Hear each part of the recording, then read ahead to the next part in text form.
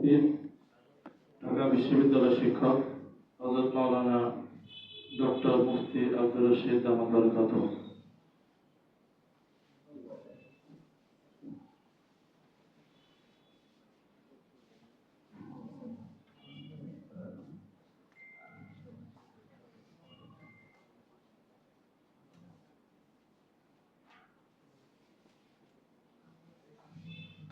السلام عليكم ورحمة الله وبركاته. نحمده ونصلي على رسوله الكريم. أما بعد فأعوذ بالله من الشيطان الرجيم. بسم الله الرحمن الرحيم. يا أيها الذين آمنوا اتقوا الله وكونوا مع الصالحين. وقال النبي صلى الله تعالى عليه وسلم: كلكم راع وكلكم مسؤول عن رعيته. هكذا قال النبي صلى الله عليه وسلم. সম্মানিত ওয়াজিবুল ইহতিরাম উলামায়ে কেরাম, দেশ গড়ার কাজে অংশগ্রহণকারী প্রিয় সাংবাদিক ভাইয়েরা, আরো যারা এখানে উপস্থিত আছেন, সম্মানিত আইনবাইজাম, অত্যন্ত আনন্দের সাথে মোবারকবাদ জানাচ্ছি আজকে এই মজলিসে আমরা সমবেত হতে পেরেছি, যারা হতে পেরেছি সকলকে। আসলে পৃথিবী অল্প দিনের। আমাদের আদি পিতা ইব্রাহিম আলাইহিস সালাম, হযরত আদম আলাইহিস সালামকে আল্লাহ তাআলা পাঠিয়েছেন, অতঃপর হযরত ইব্রাহিম আলাইহিস সালামকে পাঠিয়েছেন, অতঃপর আমাদের জন্য হযরত মুহাম্মদুর রাসূলুল্লাহ সাল্লাল্লাহু আলাইহি ওয়াসাল্লামকে পাঠিয়েছেন, যার আদর্শ হলো উম্মতকে সঠিক পথ দেখানো। তিনি বলেছেন, ইন্নামা বুইস্তু মুআল্লিমা, আমাকে শিক্ষক হিসেবে পাঠানো হয়েছে। যারা উলামায়ে কেরাম তারা মূলত জাতির শিক্ষক, কিন্তু বিষয়টা আমরা ভুলে গেছি। আমাদের অবস্থাটা এমনই হয়ে গেছে, कौम क्या है, कौम की इमामत क्या है, क्या जाने वो दो रकात के इमाम। জাতি কি, জাতির নেতৃত্ব কি, ইমামত কি, যে শুধু দু রাকাত নামাজ পড়িয়ে দায়িত্ব শেষ করে সে লোকটা তার মূল্য কি করে বুঝবে? প্যারা নবী সাল্লাল্লাহু আলাইহি ওয়াসাল্লামের যে দায়িত্ব ছিল, আমাদের সবগুলো দায়িত্ব আমাদের উপর রয়েছে। তিনি উম্মতের সর্ববিধ কল্যাণের জন্য দিক নির্দেশনা দিয়েছেন, দুনিয়ার ক্ষেত্রে উসুল বাতলে দিয়েছেন, শরীয়তের ক্ষেত্রে সবকিছু নির্ণয় করে দিয়ে গিয়েছেন। 5 ওয়াক্ত নামাজ পড়তে হবে বলে গিয়েছেন, হালাল হারাম কি নির্দিষ্ট করে গিয়েছেন। এই বিষয়গুলো শিক্ষা দেওয়া, উম্মতকে কোরআন কারীমের তালিম দেওয়া, তাদের কোরআন কারীমের তাফসীর করা, এগুলো আমাদের দায়িত্ব। আমরা যদি আমাদের দায়িত্বগুলো যথাযথ পালন করি, জাতি রাস্তা আসবে। আর যদি দায়িত্ব পালন না করি, আমাদের প্রতি জাতির আস্থা থাকবে না। আমরা যদি জাতীয় টাকা নিয়ে, আমানত নিয়ে, ব্যবসায়ের নামে তাদের অর্থ কুক্ষিগত করি, যেমন ইতিহাস আমাদের সামনে আছে, কোটি কোটি টাকা নিয়ে পালিয়ে যাওয়া, তাহলে জাতি আস্থা কি করে থাকবে? আমরা আমাদের মূল ধারায় আসি, যা প্যারা নবী সাল্লাল্লাহু আলাইহি ওয়াসাল্লামের যোগ্য উত্তরসূরি হিসেবে আমাদের করণীয়, ওয়ারিশ হিসেবে আমাদের করণীয়। আমরা আমাদের মুসল্লিদেরকে, প্রতিটা মুসল্লির দ্বীনি বিষয়ে খবর রাখবো। তারা অধ্যত্ব প্রকাশ করলে তাদের জন্য আল্লাহ পাকের কাছে দোয়া করব। এইভাবে তাদের সঙ্গে গভীর নিবিড় সম্পর্ক করার চেষ্টা করব। যারা 5 ওয়াক্ত নামাজে মসজিদে থাকেন, তাদের এই দায়িত্বগুলো মজবুতির সাথে দেখা করতে হবে। মনে রাখতে হবে, কুল্লুকুম রাই, তোমরা সবাই নিজ নিজ জায়গা থেকে দায়িত্ববান। অকুল্লুকুম মাসউলুন আন রাইয়াতি, তোমাদের দায়িত্ব সম্পর্কে তোমাদেরকে জিজ্ঞাসা করা হবে। এই কথাগুলো চরম বাস্তব। শুধু আখিরাতে জিজ্ঞেস করা হবে তা না, পৃথিবীতেও জিজ্ঞেস করা হবে।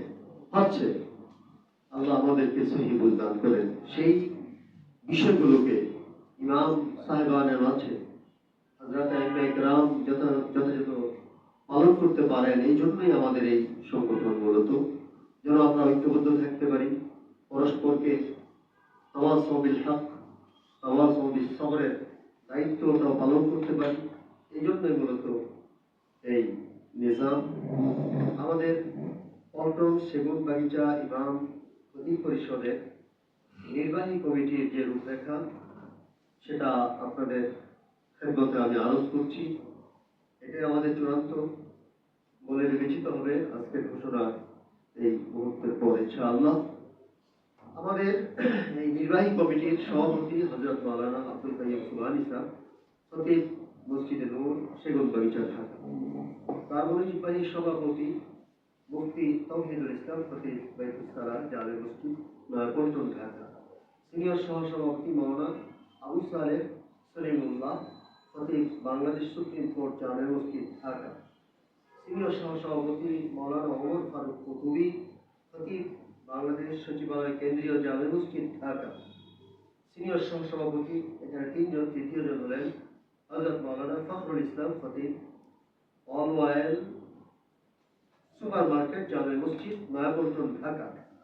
সহসভাপতি মাওলানা সানাউল্লাহ হুসাইন আজহারি, ইমাম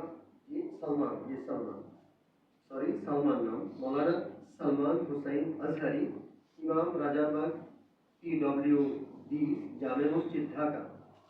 সহসভাপতি দুইজন, প্রথমজন মাওলানা আতিকুল্লাহ, ইমাম বাংলাদেশ শিশু একাডেমি মসজিদ ঢাকা। সহসভাপতি মাওলানা আব্দুর রহমান, খতিব কনকর্ড টাওয়ার জামে মসজিদ সেগুনবাগিচা ঢাকা। সাধারণ সম্পাদক মুফতি জুবায়ের রশিদ, খতিব দুদক PWD বাইতুর রহমান জামে মসজিদ সেগুনবাগিচা ঢাকা। সহ সাধারণ সম্পাদক দুইজন, প্রথমজন মাওলানা সোহাইব আল হাবিব, ইমাম পুরানা পল্টন জামে মসজিদ ঢাকা। দ্বিতীয়জন মুফতি আব্দুল্লাহ আল মামুন, খতিব বাইতুল আকসা জামে মসজিদ সেগুনবাগিচা ঢাকা। অর্থ সম্পাদক মাওলানা আবুল হাসানাত, ইমাম মসজিদে নূর সেগুনবাগিচা ঢাকা।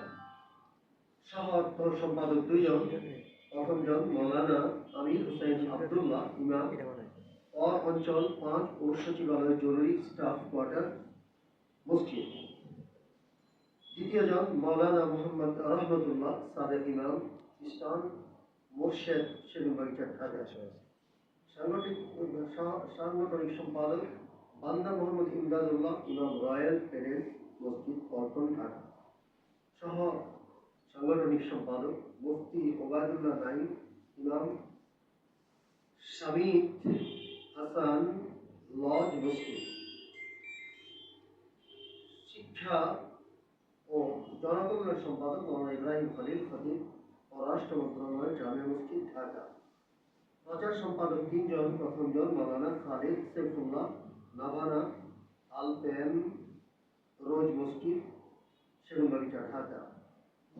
প্রচার সম্পাদক দুই, মাওলানা মনির হোসেন, সাবেক ইমাম আকরাম টাওয়ার বিজয়নগর মসজিদ ঢাকা।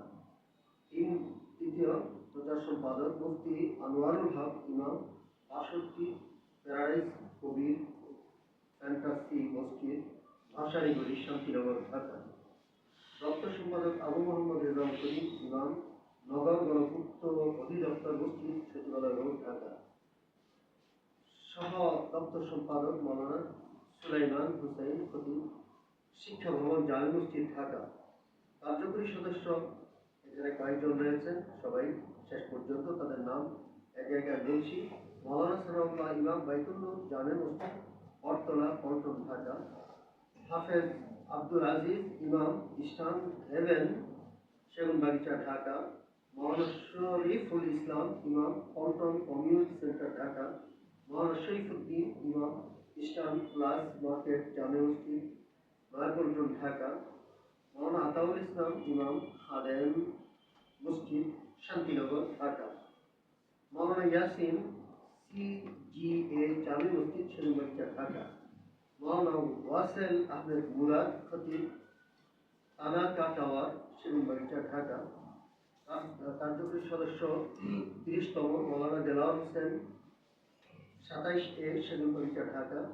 31 নং সর্বশেষ কার্যকরী সদস্য যাদের নাম এখানে আছে মাওলানা আজিজুর রহমান, ইমাম RM2 মসজিদ সেগুনবাগিচা ঢাকা।